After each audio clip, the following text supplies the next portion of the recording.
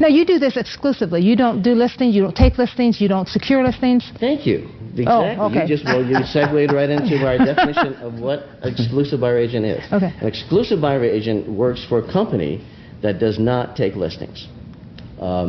And the reason why our company, Buyer Brokers Realty, doesn't take listings is we don't want to have that conflict of interest.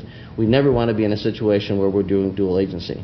So the process is working well. The buyers are becoming much more sophisticated and are seeking us out. So we're doing actually rather well. I think it's a great idea, and you've been designated as a master buyer. Oh, yes. Only one of 3 in the country, correct? Well, in the state, actually, okay. But there are very few in the country. Well, partly because what we do, we as exclusive buyer agents, we're sort of we're the mavericks of the industry. We're sort of the lunatic fringe, because the whole idea in real estate is the mantra that you hear all the time is listings is what it's all about. And since we don't take listings, everybody thinks we're crazy.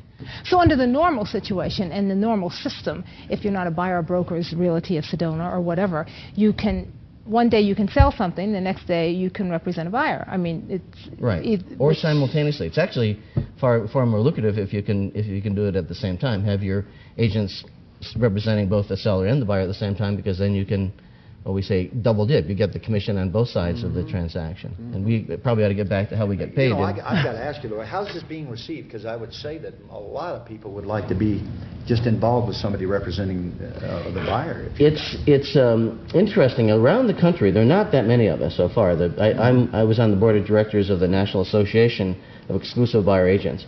And it's a relatively small group of people. Probably not more than 200 companies in the country do it this way. Because again, we're sort of the mavericks, and it goes against the grain. Plus, people think that, well, the real money is to be made in taking the listings, and it's actually taking the listings is much easier than working with the buyers. So working with the buyers is actually pretty labor intensive. We're out there all the time, rather than sitting back waiting for somebody to sell our listings for us. In any case, we don't take the listing because we don't take the listings, and we're being sort of purist. It's actually we've done actually very well, because as I said, the buyers are becoming more sophisticated, and they're seeking us out. We've got a big web presence, and that's how they're finding us pretty much.